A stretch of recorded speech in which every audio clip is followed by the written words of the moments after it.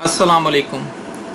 Political science 2021 paper 1, इसका जो ये एक ऑप्शनल सब्जेक्ट है, इसका पेपर 1 का हम क्वेश्चन नंबर 7, आज हम इसका क्वेश्चन नंबर 7 सॉल्व करेंगे। क्वेश्चन नंबर 2, 3, 4, 5 एंड 6 ये पिछली वीडियोस में सॉल्व कर दी गई हैं, आप वो वीडियोस देख सकते हैं इसी चैनल पर। 7th क्वेश्चन क्या है? The adoption of parliamentary system in Pakistan is the result of political experiences of Pakistanis in the past. Elaborate. चलिए इसको सोल्व करते हैं। ये देखिए, ये मैंने इधर क्वेश्चन लिख दिया। The adoption of parliamentary system in Pakistan is the result of political experiences of the Pakistanis in the past. Elaborate. आपने इस वर्ड से कंफ्यूज नहीं होना। पाकिस्तान या पाकिस्तानी, इससे कोई इतना डिफरेंस नहीं है। अच्छा, सबसे पहले सोल्व करने से पहले आपको मालूम होना चाहिए कि क्वेश्चन में पूछा क्या गया है, और उससे भी पहले आपको बेसिक नॉलेज होना चाहिए पॉलिटिकल साइंस का, क्योंकि ये पॉलिटिकल साइंस का सब्जेक्ट है। पॉलिटिकल साइंस की आपको बेसिक डेफिनेशन मालूम होनी चाहिए, और बेसिक जो नॉलेज होता है इसकी बेसिक्स, वो आपको लाजमी आनी चाहिए। वो आप इसी चैनल पर काफ़ी ज़्यादा वीडियोज़ हैं, वो आप उनको भी देख सकते हैं। ये मैंने क्वेश्चन इसलिए सोल्व कर रहा हूँ ताकि आपको थोड़ा आइडिया हो जाए कि नेक्स्ट टाइम क्वेश्चन जो पेपर में आएंगे वो इसी तरह आ सकते हैं। तो आपको क्वेश्चन को किस तरह अंडरस्टैंड करना और किस तरह उसको आंसर करना है।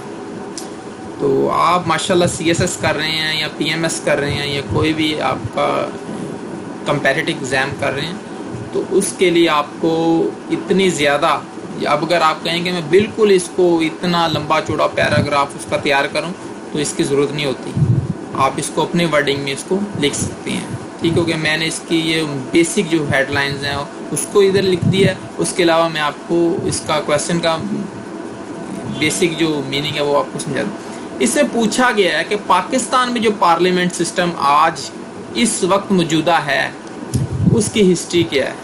इसकी आपको हिस्ट्री मालूम होनी चाहिए, वो किस तरह पाकिस्तान इसको अडोप्ट किया, कौन सी वजूहात थी, और आज ये अगर इतना स्ट्रॉन्ग, ये जो भी इसकी करंट सिचुएशन है, आप बहुत ज़्यादा बेहतर तो नहीं मगर काफ़ी बेहतरी इसमें आ चुकी है, वो किस तरह आई, आपको इसके बारे में बयान करना। सबसे पहले आपको बेसिक हिस्ट्री मालूम होनी चाहिए। चले पार्लियामेंट क्या होता है, चलो इसको बाद में, ये सिंपल सी मैंने डेफिनेशन लिख दिया। Parliamentary system means a system in which laws are made by the public representatives to run the state affairs under these laws।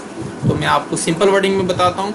कोई भी मुल्क होता है, कोई भी स्टेट होती है, जो उसके जो अफेयर्स होती हैं, उसके मामलात को किस तरह चलाना है, उसके लिए एक दस्तूर, आइन जिसे कहा जाता है उर्दू में, वो बनाया जाता है। उसको रिटन बनाया जाता है, या समटाइम जिस तरह ब्रिटिश एक वाहद कंट्री जिसका रिटन कॉन्स्टिट्यूशन नहीं है, थोड़ा बहुत ही। अच्छा, एक रिटर्न जो एक आइन बनाया जाता है, जिस तरह कवानीन होते हैं, पॉलिसीज़ होती हैं, उसी को फॉलो करते हुए मुल्क के जो मामला था उनको चलाया जाता है। यानी कि अगर कोई बंदा कोई जुर्म करता है तो उसको क्या सज़ा, किस जुर्म की क्या सज़ा होनी चाहिए, या किन हालात में किस तरह काम करना है। तो ये तमाम मामला होते हैं। कोई आपको सियासत ज्वाइन करनी है तो कौन कौन सी उसके लिए शराइत होनी चाहिए, कौन कौन सी आप में खूबियाँ होनी चाहिए। अगर आपने कोई जॉब करनी है तो उसके लिए क्या खूबियाँ होनी चाहिए, क्यों क्या क्या रिक्वायरमेंट्स होनी चाहिए। अगर आप कोई जुर्म करते हैं या किसी की हक तलफी करते हैं तो उसके लिए फ़लाँ बंदा किस तरह अपनी राइट्स के लिए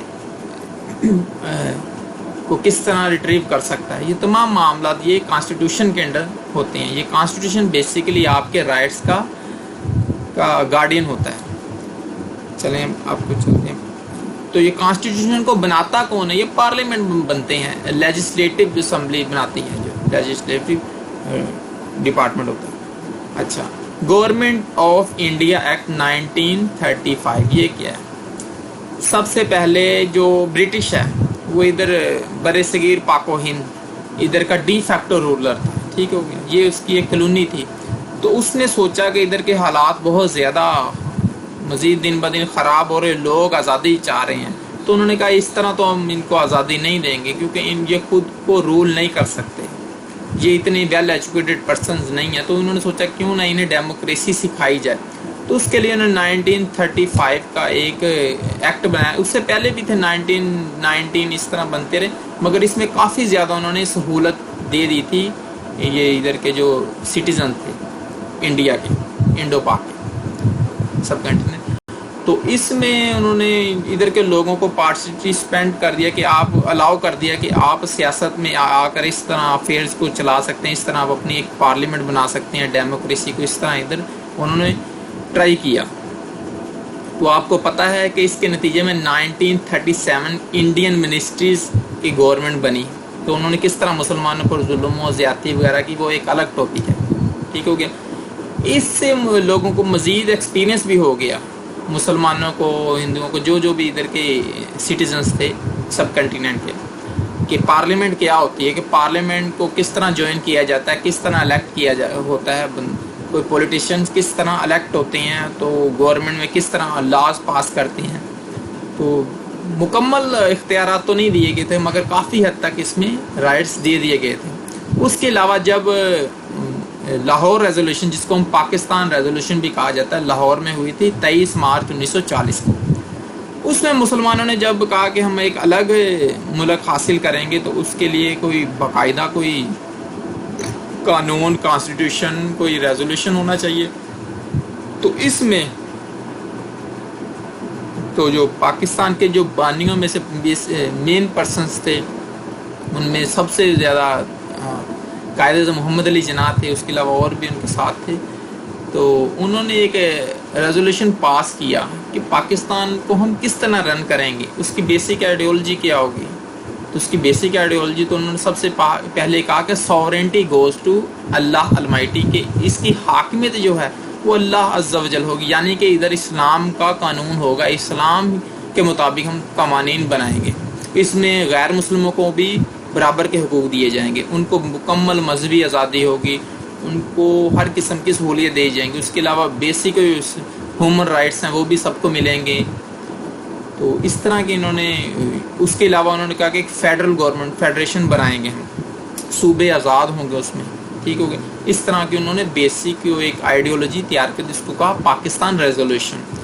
اس کے بعد جب پاکستان بن گیا تو برٹش گورنمنٹ نے جاتے جاتے کہا کہ 15 اگست 1947 کو ہم انڈیا کو چھوڑ دیں گے. ٹھیک ہو گیا. تب سے یہ دو ڈومینز بن جائیں گی, پاکستان اور انڈیا. تو ایک انہوں نے جاتے جاتے government Indian independence act of 1947, اس کو کہا جاتا ہے انڈین انڈیپینڈنس ایکٹ آف 1947. وہ بیسیکلی یہی تھا, اسی میں کچھ چینجنگ کر دی تھی. ٹھیک ہو گیا. 1935 کا ایکٹ ہی چل رہا تھا پاکستان میں, بس اس کا نام انڈین انڈیپینڈنس ایکٹ آف 1947 نام دے دیا اس کا. اس میں یہی کہا کہ 15 اگست کے بعد یہ دونوں ڈومینز آزاد ہو جائیں گی, ڈومینینز, انڈیا اور پاکستان کا نیم ان کو دے دیا گیا. تو یہ اپنی ایک پارلیمنٹ بنائیں گے. تو جب تک یہ اپنا کوئی کانسٹیٹیوشن نہیں بناتے, 1935 والا ایکٹ ادھر نافذ العمل ہوگا. تو جب یہ آزاد ہوگی تو پاکستان میں آبجیکٹیو ریزولوشن پاس ہوئی. ٹھیک ہو گیا. یہ آئی تھنک 12 مارچ 1949. ایک منٹ, یہ دیکھیں آبجیکٹیو ریزولوشن,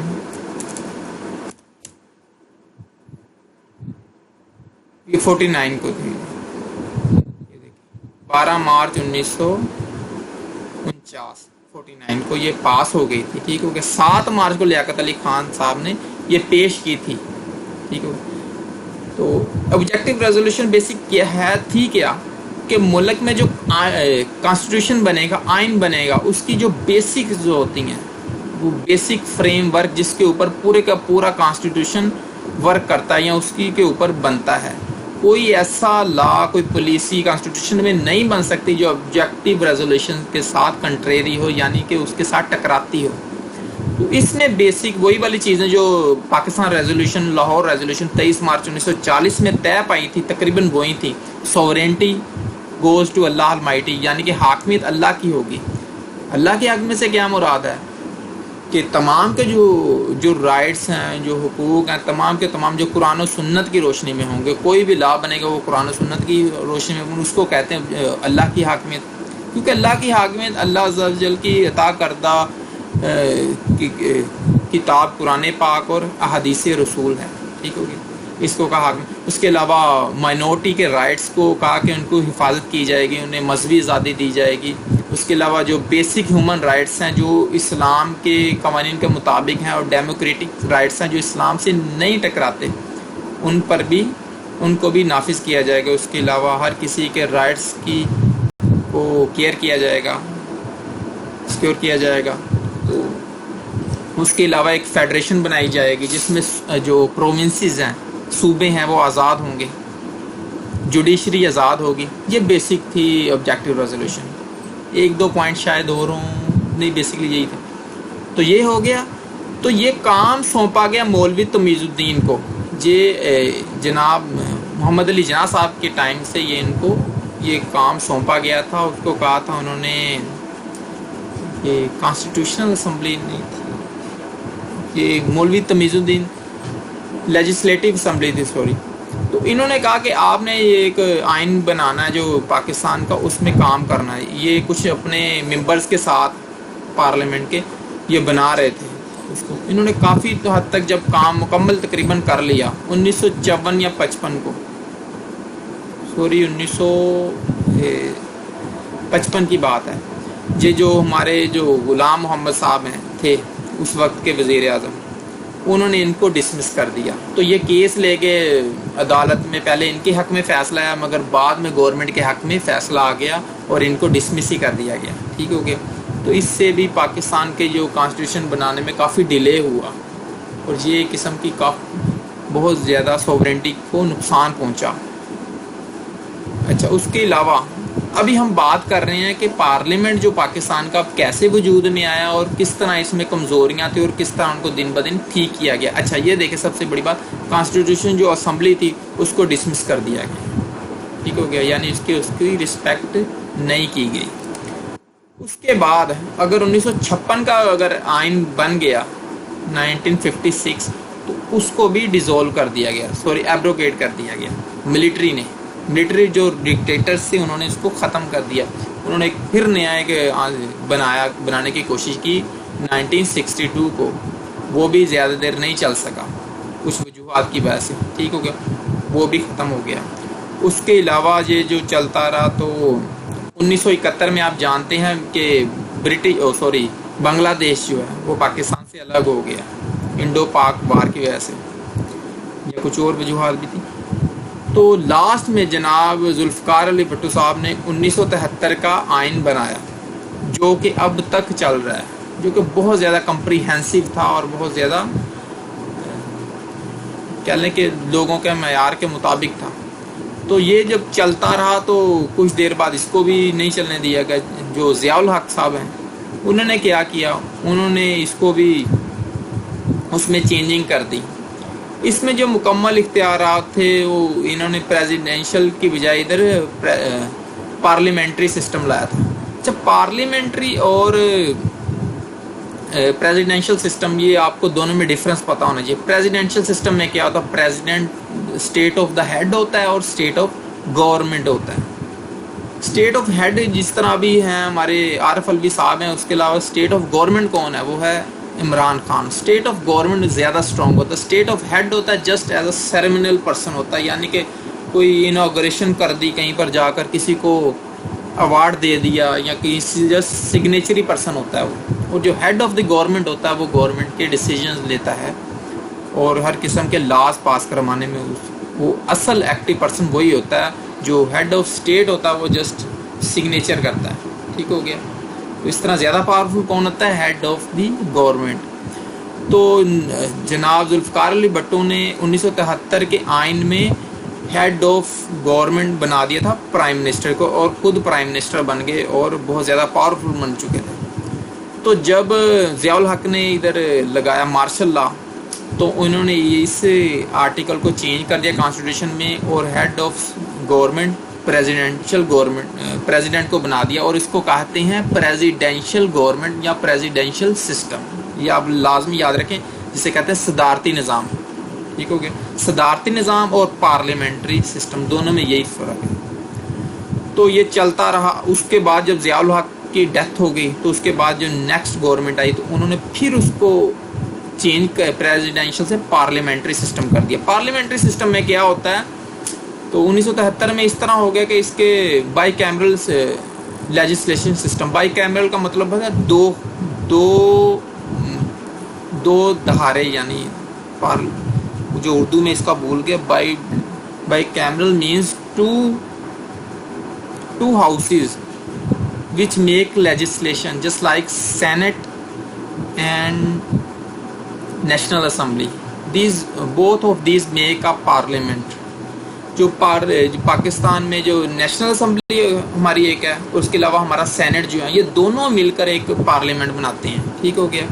اور وہ والی جو پارلیمنٹ کا جو ہیڈ ہوتا ہے وہ ہوتا ہے پرائم منسٹر. ٹھیک ہو گیا. اس کو کہتے ہیں پارلیمنٹری گورنمنٹ. اور جب ہیڈ آف اسٹیٹ بن جاتا ہے، ہیڈ آف گورنمنٹ بن جاتا ہے پریزیڈنٹ، تو اسے کہتے ہیں پریزیڈینشل گورنمنٹ. پارلیمنٹری سسٹم میں جو عوامی نمائندے ہوتے ہیں، جو ہمارے ایم این ایز ہوتے ہیں، سیاستدان ہوتے ہیں، وہ لا پاس کرنے میں ایک میجورٹی اپنے ووٹ کے تھرو ایک لا پاس کرتے ہیں. ٹھیک ہو گیا. اگر وہ ایک میجورٹی سے ریجیکٹ کر دیں یا اس کو ووٹ نہ دیں تو کوئی بھی لا، کوئی بھی پالیسی نہیں بن سکتی.